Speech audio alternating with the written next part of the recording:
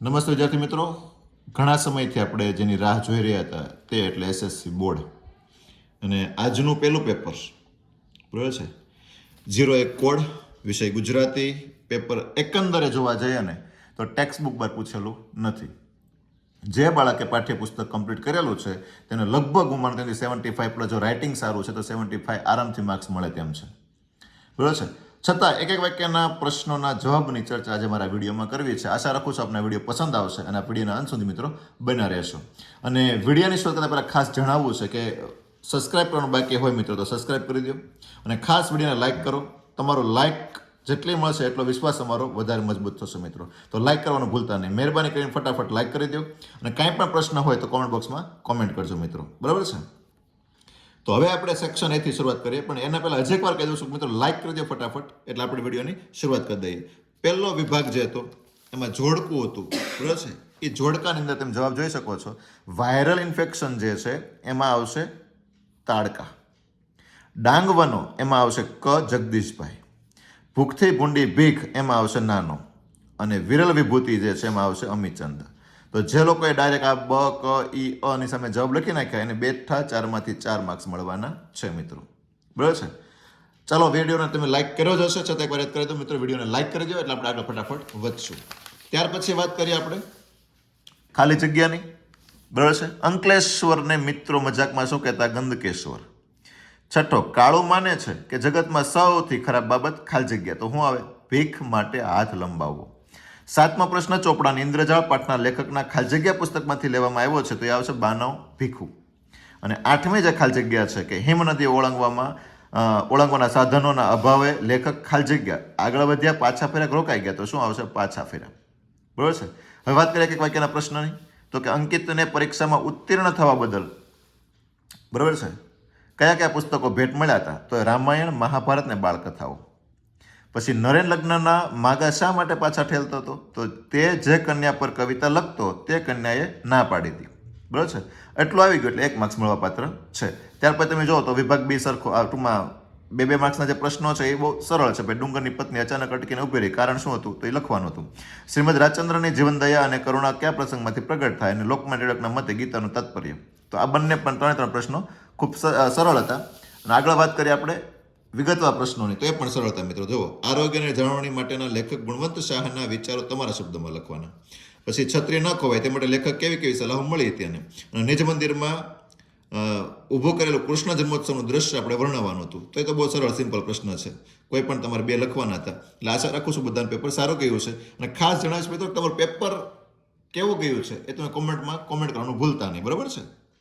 તો ફટાફટ કોમેન્ટ કરવા મળો તમારું પેપર કેવું ગયું છે.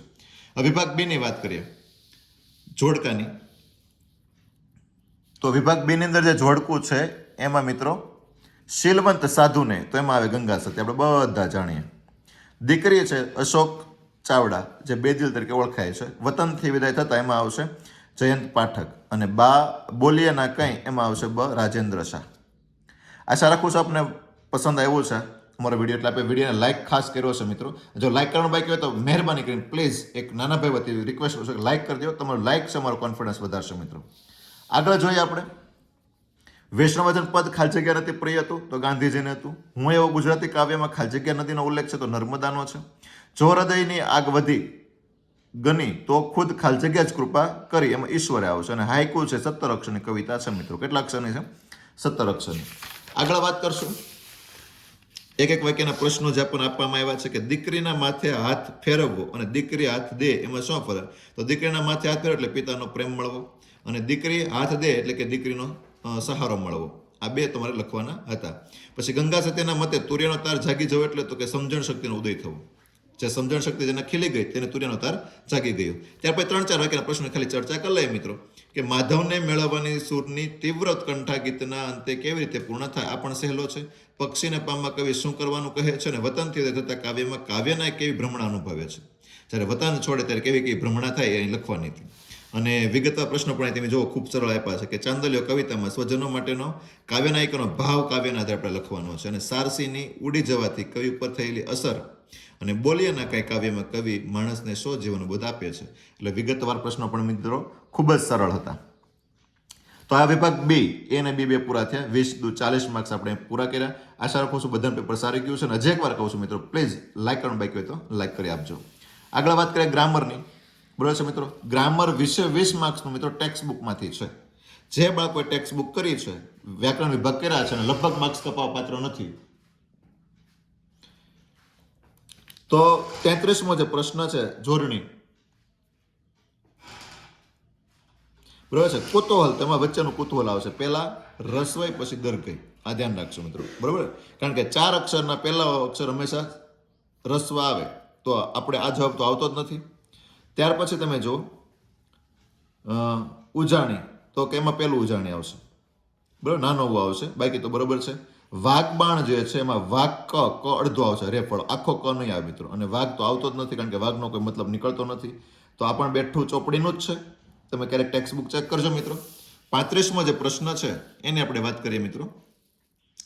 ચાતુર્માસ, તો 4 મહિનાનો સમય, બરોબર છે, એને દ્વિગુ સમાસ લાગુ પડે. નીચે આપેલ બંને શબ્દોનો જોડણી ભેદ, ઉપહાર તો ભેટ અને ઉપાહાર એટલે નાસ્તો, બરોબર છે. પછી સીતાજી માટે વિલાપ કરતા રામને જોઈ ડુંગરો પણ રડી પડ્યા. ડુંગરને રડતા દેખાડ્યા એટલે સજીવારોપણ થયું મિત્રો. શું થયું? સજીવારોપણ. ત્યારબાદ નવલિકા, નવલ જે છે, નવલકથા આપણે જેને કહીએ, નવલને ઈક પ્રત્યય લાગ્યો છે, બરાબર, ઈકા પ્રત્યય એટલે પર પ્રત્યય છે. પછી સમાનાર્થી, હાર તો કતાર થાય અને મસાણ એટલે સ્મશાન થાય. અને આગળ 40મો જે પ્રશ્ન છે, હેત સંજ્ઞા છે. હેત એટલે ભાવ પ્રગટ થયો મિત્રો, બરાબર, ભાવવાચક સંજ્ઞા છે. શું છે? ભાવવાચક સંજ્ઞા. આશા રાખું છું આપને પસંદ આવ્યું છે મિત્રો. આગળ વાત કરી દઈએ હવે ફટાફટ. રૂઢિપ્રયોગનો અર્થ નવ નેજા પડવા. પડવા એટલે ખૂબ દુઃખ પડવું કે મુશ્કેલી પડવી, બંને પણ એ ચાલી શકે મિત્રો. ત્યાર પછી નીચે આપેલ કહેવત, નહીં ઘરના નહીં ઘાટના, તો એક બાજુના નહીં એ પણ ચાલે, એક પણ બાજુના નહીં એવું પણ ચાલે, અને આ પારના કે પેલી પારના પણ નહીં રહેવું, બરાબર છે, તે પણ ચાલે. પછી શબ્દ સમૂહ, જેની કોઈ સંભાળ રાખનાર નથી તે, એનું હું કહેશું અનાથ કહેશું આપણે, બરાબર છે. આગળ જોઈએ, સાહસનું વિરુદ્ધાર્થી લખવાનું તો આપણે. તો સાહસનું શું થાય? દુસ્સાહસ. પછી પોલીસે ચોરને પકડ્યો, તો પોલીસથી ચોર પકડાયો. શું આવશે? પોલીસથી ચોર પકડાયો. અને તળપદા શબ્દ, વાવડ મળવા, એટલે ખાસ જે ભાવનગરના કે સૌરાષ્ટ્રના છે બધાને ખબર હશે, વાવડ મળવા એટલે સમાચાર મળવા. આગળ જોઈએ આપણે મિત્રો, વિશેષણ મેળવવાનું છે આપણે. તો દોરી છે એ વિશેષણ છે, સંબંધવાચક. અને બારણે છે ને એ પણ વિશેષણ છે, બાંધવાની. પણ આ એક છે ને, ઘણા બાળકો એમ કહે છે બારણે છે વિશેષણ. બારણે છે ને ક્રિયા વિશેષણ છે. શું છે? ક્રિયા વિશેષણ. તો એ સ્થાનવાચકમાં આવે. પણ અહીંયા ખાસ જવાબ આવશે દોરી. શું આવશે? દોરી સંબંધવાચક. પછી ક્રિયા વિશેષણ આપણે શોધવાનું હતું. તો બાને તેમના પૈસા નિયમિત મળતા, તો નિયમિત છે સમયવાચક છે. શું આવશે? નિયમિત ગોતવાનું છે અને ત્યાર પછી જવાબ લખવાનો સમયવાચક. અને 49મો જે પ્રશ્ન છે, તૃષ્ણા, બરાબર, ત વત્તા રૂ વત્તા શ વત્તા અણ, આ બંને ખોડા આવશે, 3 શબ્દો, ત, શ અને અણ, અને છેલ્લે આ. પછી કર્તરી વાક્યનું પ્રેરક બનાવવાનું છે મિત્રો. તો એ સાંજે અમે બધા ખૂબ હસ્યા. તો એ સાંજે કોઈ પણ વ્યક્તિનું નામ તેમ લખી શકો, બરાબર છે, કે ભાઈ XY ભાઈએ અમને બધાને ખૂબ હસાવ્યા, અથવા તો એ સાંજે પપ્પાએ અમને બધાને ખૂબ હસાવ્યા. કોઈ પણ શબ્દ ઉમેરી દો તો પણ ચાલે, ન ઉમેર તો પણ ચાલે, માર્ક્સ કપાય નહીં મિત્રો. પછી નીચેની પંક્તિમાં રહેલો છંદ આપણે ઓળખવાનો છે, કે છૂટી છૂટી સહન ન થતા મત પાછા મળે, તો મંદાક્રાંતા આ છંદ છે. અને એક ચરણમાં 15 માત્રા ધરાવતો હોય છે. અને સળંગ પંક્તિમાં જો 2 ચરણ હોય તો કુલ 30 માત્રા થાય. તો એ છંદ કયો છે? ચોપાઈ છે મિત્રો, બરાબર છે. તો આ તો આપણો ગ્રામર. તો એવી અપેક્ષા રાખું છું મિત્રો, બધા જ બાળકો છે ને ગ્રામરના માર્ક્સ કોમેન્ટ કરો ચાલો, કે તમારા ગ્રામરમાં 20માંથી કેટલા થાય છે.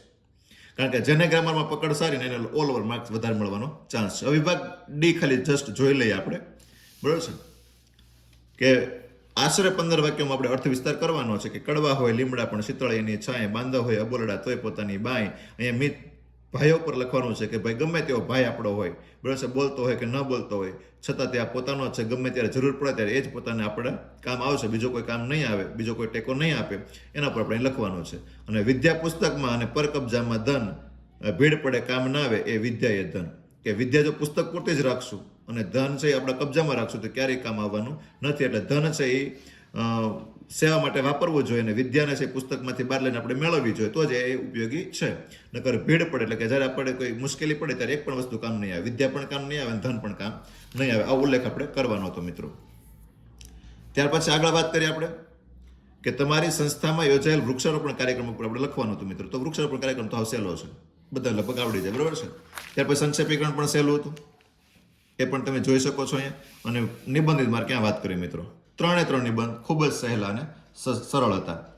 તો આ તો આપણો વિડીયો. આશા રાખું છું આપ સર્વને પસંદ આવ્યો છે મિત્રો. અને છતાં કાંઈ પ્રશ્ન હોય તો કમેન્ટ બોક્સમાં કોમેન્ટ કરી દેજો. થેન્ક યુ મિત્રો.